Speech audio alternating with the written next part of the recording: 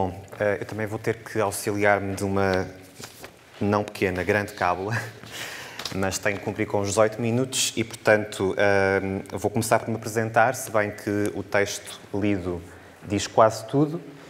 Chamo-me Rogério e sou artista e sempre fiz projetos relacionados com arte, mas sempre uma atitude de investigação e até, de certa forma, de uma certa subversão daquilo que são as disciplinas criativas e como é que elas se podem baralhar umas com as outras. A minha formação de base é em comunicação e eu acho que essa dimensão da comunicação e de como é que é possível juntar as pessoas em torno de uma ideia que é partilhada e como é que ela depois pode ser cruzada com os próprios feedbacks do público, é talvez a razão pela qual eu desenvolvo atividade artística e é essa a dimensão comunicativa e relacional que me interessa. A gastronomia aparece nesta equação da mesma forma que apareceram coisas tão díspares como o teatro, a performance, a dança, se pensarmos em artes performativas, mas outras coisas que pouco têm ou nada a ver com arte, desde dispositivos mais conferenciais, discursos mais filosóficos, textos ensaísticos, etc. A gastronomia é a minha paixão mais recente. Eu não sou chefe, não estudei para ser chefe, mas eu acho que, enquanto ator, desempenho bastante bem o papel de chefe. Eu acho que, no fundo, qualquer pessoa de qualquer área, seja ela mais ou menos criativa, acaba sempre por ser ator, a desempenhar um papel. E tem que o fazer bem, para o comunicar da melhor maneira e para que ele seja legitimado e que seja fiável e que as pessoas, enfim, acreditem. Acho que também essa questão da crença é bastante importante. Portanto, a gastronomia entra neste meu universo criativo e eu decido começar a desenvolver projetos que continuam a ser projetos artísticos, continuam a ser projetos essencialmente de performance e de teatro, mas projetos nos quais a comida desempenha um papel fundamental. E desempenha esse papel, mais uma vez, comunicativo e, portanto, através da comida, ser possível juntar as pessoas e trabalhar questões que têm a ver até com uma certa intimidade e privacidade, que são matérias que não são tão fáceis de trabalhar noutras áreas, ou pelo menos que não tinham sido fáceis de trabalhar até então por mim. E eu percebi que, através do dispositivo comida, eu conseguia chegar até esferas da individualidade e da personalidade das pessoas que até então ainda não tinha conseguido explorar. E então, nestas minhas pesquisas mais conceptuais, filosóficas, comecei a pensar através de dois planos, vá lá, conceptuais. Um tem a ver com essa ideia do sensual absoluto, portanto, sensual não no sentido sexual, sensual no sentido dos sentidos e dos sentimentos e de uma apropriação mais sensorial em relação à comida e àquilo que eu posso fazer com as pessoas através da comida, e, por outro lado, o tecno-emocional, portanto, de maneira que, através de uma área, que é a gastronomia, que é altamente técnica, portanto, é necessário saber cozinhar, e já tivemos aqui vários testemunhos de pessoas que, de facto, o sabem fazer provavelmente muito melhor do que eu, e de facto, a tecnicidade subjacente ao ato de cozinhar é de veras bastante importante, embora não seja só importante, ou só esse importante. E, portanto, como é que eu, através do domínio de uma técnica, consigo explorar emoções? Portanto, é possível, sim, termos portanto, uma dimensão altamente estruturada tecnicamente e complexa até, e ainda assim conseguimos encontrar coisas que já não são tão tangíveis ou não são tão fáceis de medir, como é o caso dos sentimentos, como é o caso das sensações, como é o caso dos pensamentos, até do próprio subconsciente, as coisas em que pensamos ou que não sabemos que estamos a pensar e que estamos a sentir, ou pensamos muito mais à frente. Portanto, tudo isto eram questões que eu já vinha explorando no teatro, na performance, e que, de repente, através de uma coisa que começou por ser apenas e só uma paixão minha, que é a culinária e o estar em casa e cozinhar e servir comida para os meus amigos, de repente comecei a perceber que a comida ampliava, de certa forma, essas questões que eu já vinha trabalhando. Eu decidi dar o nome de F for Food a esta minha comunicação, é um trocadilho com um filme conhecido, um filme que na verdade é um documentário do Orson Welles, que se chama F for Fake, portanto é uma brincadeira e é também uma provocação. Já temos aqui várias provocações, eu acho que se calhar o tema geral deste TED seria a provocação, e eu gosto disso. Porquê é que eu peguei neste filme? Este filme, portanto, é realizado por um célebre realizador conhecido anos antes de ter realizado este filme por ter feito uma comunicação radiofónica em que dizia que a Terra estava a ser invadida por extraterrestres. Era tudo mentira, mas nos Estados Unidos da América toda a gente acreditou. Portanto, estamos a falar de um mestre da fraude e do engano. E, de facto, este filme não conta justamente a história daquilo que é considerado o maior falsificador de arte de todos os tempos. É um húngaro chamado Elmir de Hori. Portanto, o filme retrata a história desse senhor que enganou durante décadas a fio museus, críticos de arte, peritos que avaliam, portanto, a legitimidade de certos quadros e nunca foi apanhado. Numa dada altura do filme, esse falsificador diz que se um quadro, mesmo que falso, estiver muito tempo pendurado na parede do museu sem ninguém se aperceber, então é verdadeiro. E ainda mais à frente, o próprio realizador, que também entra no filme, diz qualquer coisa como um mágico, já referi isto, é na verdade um ator a fazer papel de mágico. E eu acho que, tal como o falsificador também foi um grande ator a fazer papel de Picasso, de Modigliani e de Toulouse-Lautrec, todos os pintores que ele falsificou, também eu, enquanto artista, sou ator a fazer papel de chefe, que não sou. Portanto, quando eu digo que sou chefe rock, este nome carinhoso que me colocaram e eu aceitei, eu na verdade não sou chefe. E há muitos chefes que devem pôr as mãos na cabeça, meu Deus, como é que ele pode ter a lata de dizer que é chefe? De facto não sou, mas faço o papel de... tal como, por exemplo, o Ferran Adrià, toda a gente conhece, porque é famoso e é, neste momento, o guru da gastronomia a nível mundial. Há quem conteste, mas vá lá, a opinião genérica diz que sim. O Ferran Adrià também, antes de ser cozinheiro, também desempenha muito bem o papel de artista, de filósofo, de cientista, e de certa forma legitima o trabalho que ele faz e de certa forma dá-lhe o crédito que ele tem. Eu já vou voltar a pegar no exemplo do Ferran Adrià. Aquilo que eu gostava, para terminar a questão deste filme e a razão pela qual eu escolhi, é que ele levanta a questão primordial de dizer, então, afinal, o que é arte? Então, afinal, o que é gastronomia? Que são duas coisas que andam sempre de mãos dadas e também já há quem diga que a gastronomia é uma arte. Eu não contesto, embora acho que seja discutível. Gosto é de inverter a questão, como já foi dito, e pensar, por que não, então, a arte ser considerada uma gastronomia? De repente, coloca-se sempre a arte neste patamar superior, como se fosse uma coisa que só os deuses é que conseguem atingir, ou os heróis, quase como se fosse uma meta que só os grandes desportistas é que conseguem atingir. Eu acho que a gastronomia é uma disciplina criativa tão nobre quanto a arte, e, nesse sentido, este jogo de inverter as palavras é perfeitamente possível e até desejável. Foi nesse sentido também que eu fiz esta brincadeira de transformar o F for Fake no F for Food. E, portanto, se não sabemos muito bem o que é arte e o que é gastronomia, podemos começar então por pensar o que é que não é. Este também é muitas vezes o meu modus operandi enquanto artista, é virar sempre o jogo ao contrário. E quando viramos o jogo ao contrário, conseguimos perceber não só o que é que está por fora, mas também o que é que está por dentro. Eu, quando era puto, destruía sempre os brinquedos porque achava que por fora eles não eram interessantes o suficiente, e então tinha que perceber como é que eles funcionavam por dentro, e acho que isso de certa forma ficou em mim, na maneira como eu hoje continuo a trabalhar e a comunicar as minhas ideias. Mas vamos a umas definições.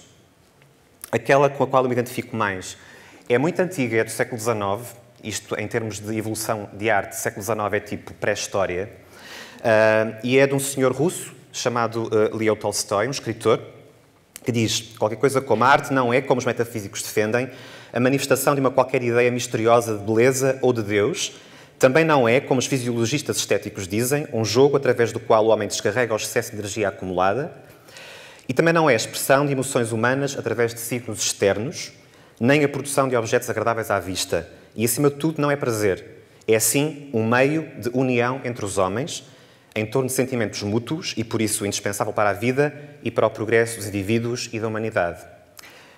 E se formos depois pegar num senhor que é também um dos pais da gastronomia, que é o Brillat Savarin, define a gastronomia da seguinte maneira: é o conhecimento e a compreensão de tudo o que está relacionado com o homem enquanto ele come. O seu propósito é assegurar a conservação do homem utilizando a melhor comida possível. Aquilo que eu acho curioso nas duas definições é que elas desviam as questões técnicas, quer da arte, quer da gastronomia, para aquilo que para mim me interessa verdadeiramente e é talvez aqui que eu gostaria, a mensagem que eu gostaria de transmitir nesta minha comunicação prende-se justamente com isto, que é a questão do relacional. A questão de, quer através da arte, quer através da gastronomia, nos juntarmos em prol de uma experiência que queremos viver em comum. Isto para mim parece-me ser o mais interessante e é também aquilo que me fez ainda gostar mais de cozinhar, ainda gostar mais de explorar e de estudar e de ler trilhões de livros de cozinha e de conhecer projetos como alguns que já vimos aqui, que eu acho bastante interessantes, perceber o que é possível fazer através da comida, mesmo que não haja qualquer tipo de filtro artístico, portanto, quer experiências profissionais, quer experiências amadoras, mas sempre com este enfoque naquilo que para mim é o mais importante, que é estarmos todos juntos num contexto comum, a viver uma experiência e a tirar algum proveito dessa experiência. Portanto, muitas vezes nós olhamos para um objeto qualquer e dizemos isto é arte. E o que é que nos faz dizer isto é arte? Normalmente avaliamos a coisa pela forma, pela técnica, porque se parece com qualquer coisa, com uma imagem qualquer que eu tenho no meu subconsciente, muitas vezes, daquilo que eu acho que é um objeto artístico. É curioso que já foram feitas várias experiências em museus, por exemplo, em que, vamos supor, isto aqui não é uma obra exposta do museu, é simplesmente o logotipo do museu. Mas há alguém que se lembra de colocar aqui uma pequena tabuleta com o nome de um artista fictício, o nome de um ano qualquer de execução fictício e uma técnica qualquer que assistiu à execução desta pseudo-obra fictícia também. E garanto-vos que qualquer pessoa que visitar aquele museu, ao passar por aqui, vai acreditar piamente que está perante uma obra de arte. Isto já foi feito e testado e há vídeos hilariantes no YouTube de pessoas que tiveram que sair da cadeira onde estavam sentadas porque de repente perceberam que a cadeira era uma obra de arte e não apenas e só a cadeira para o espectador se sentar a assistir aos restantes quadros da exposição. Ou seja, quando avaliamos as coisas só pela forma, facilmente caímos em armadilhas. E a gastronomia, ao ser considerada uma arte, eu discuto e duvido porquê. Porque sinto que muitas vezes estamos também a cair nessa armadilha. Olhamos para certos pratos, como por exemplo este, que é do Ferran Adrià, e vemos, bem, isto é bonito, é esteticamente aprazível, está bem desenhado. Confunde-se muitas vezes arte com criatividade. Portanto, são duas coisas, mais uma vez, andam de mãos dadas, mas não são sinónimos. Confunde-se muitas vezes arte com design. Outra coisa que está muito associada ao universo da comida é o food stylism, ou que neste prato imagino que tenha sido bastante explorada e bastante trabalhada. E é muito fácil confundirmos, ou melhor, compararmos isto com obras de arte, de facto, legitimadas por historiadores. Temos aqui o Spiral Jetty do Robert Smithson, um artista site-específico, ou esta obra do Marcel Duchamp. É parecido. Agora, será que é isso que faz com que este prato de Ferran Adrià seja arte? Não parece. Volto a tocar na questão relacional. Porque é que o Ferran Adrià é convidado pela Manifesta, que é uma grande exposição de arte europeia, mas de grande amplitude internacional, em Kassel, na Alemanha, no ano de 2007? Porque faz pratos bonitos, porque explora técnicas que nunca ninguém viu, que já foram aqui faladas pelo chefe Renato, as esferificações e as espumas, etc. É porque ele utiliza essas técnicas, ou porque as inventou, ou porque as difundiu. Acredito que essas dimensões sejam todas importantes, mas, para mim, a mais importante é porque o Ferran Adrià faz uma coisa que, para mim, é extraordinária, que é, ele transforma o ato de comer e uma refeição em algo mais do que comida. qualquer pessoa que tenha tido o privilégio de ir ao restaurante que já fechou, garantidamente não foi lá para comer, para matar a fome.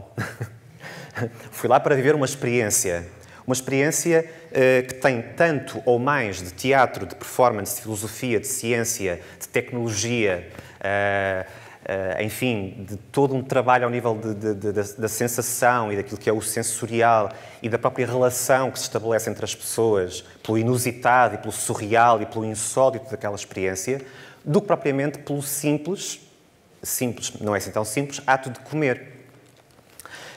Aliás, também já tivemos aqui exemplos de pratos em que a dimensão conceptual é muito mais importante, de facto, do que essa dimensão mais formal do prato. E é isso que pode, sim, transformar um chefe, um prato, uma refeição, um menu, todo um conceito do que assiste, por exemplo, a um restaurante, portanto, aqui as escalas podem ser várias, numa obra de arte.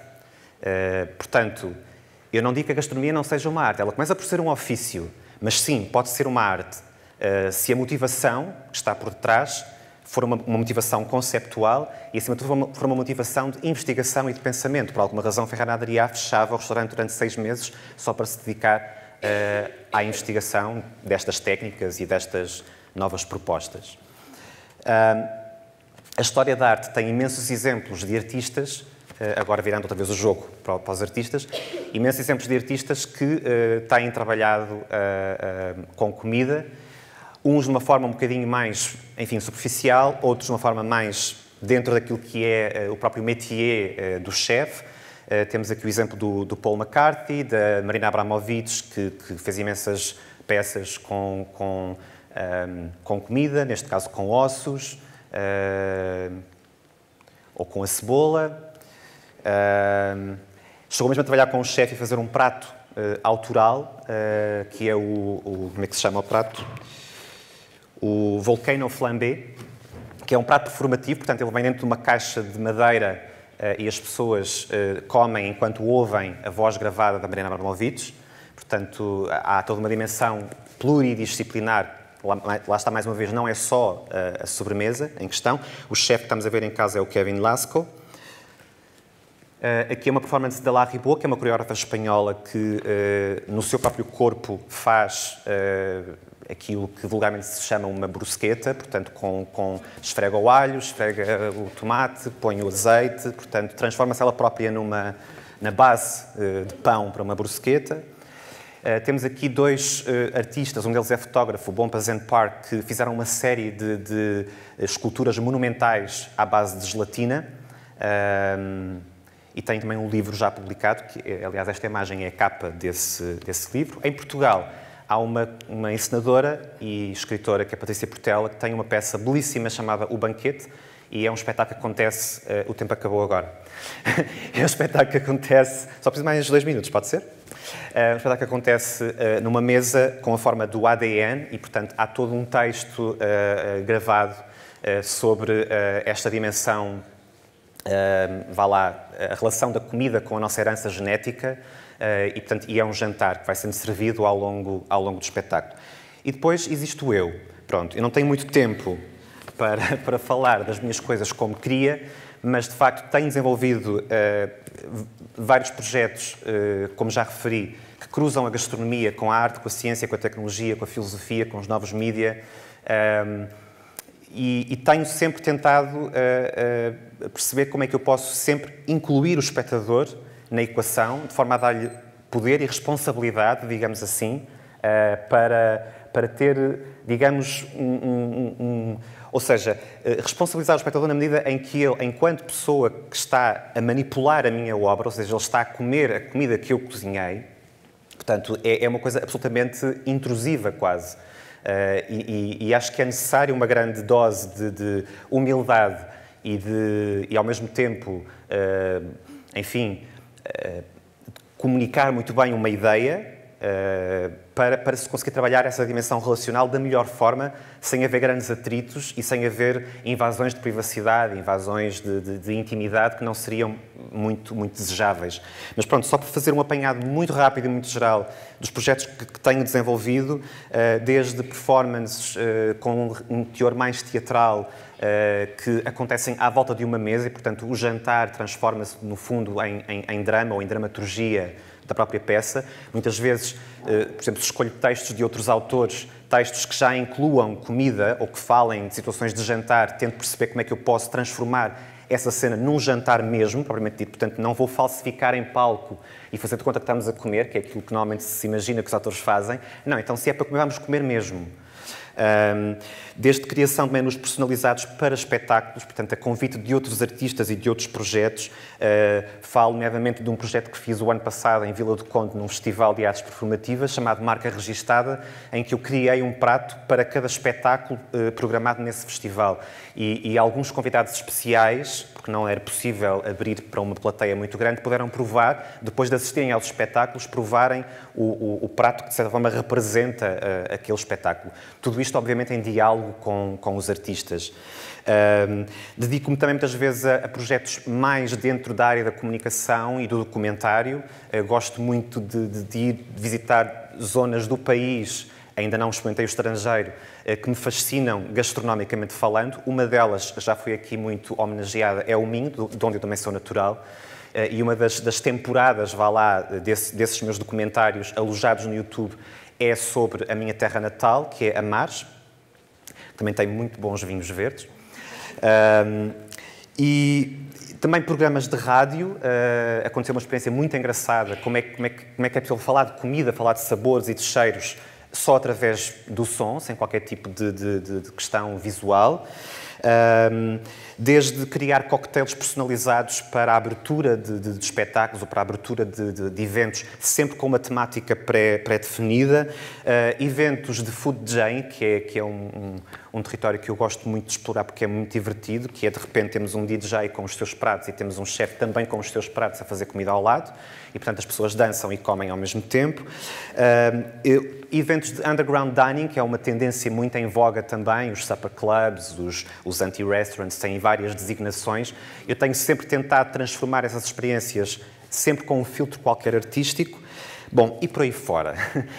Hoje, o projeto que me ocupa mais tempo é um projeto de serviço ao domicílio, portanto, eu disponibilizo-me para ir à casa de quem quer que seja, transformar o seu jantar de negócio, jantar de amigos, de aniversário, ou um simples brunch, ou um simples chá para pôr a conversa em dia com os amigos, seja o que for, mas sempre com a questão da comida presente, mas transformar isso numa situação sempre com um filtro artístico, uma situação diferente. Ou seja, fazer com a comida algo mais do que a comida. Portanto, estou a repetir-me porque acho que, de facto, esta é a dimensão que me interessa mais e é, de facto, a mensagem que eu quero aqui deixar. Portanto, elevar a arte à categoria de gastronomia, indo ao encontro, para fechar, aquilo que o Baudrillard diz, a culinária é a arte do recreio e da interação, contrária à arte unilateral.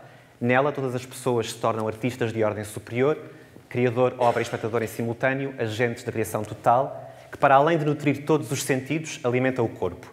Se nós fizermos da arte gastronomia, assistiremos à inflação multidimensional das tendências, das experiências, de escolas radicalmente diferentes.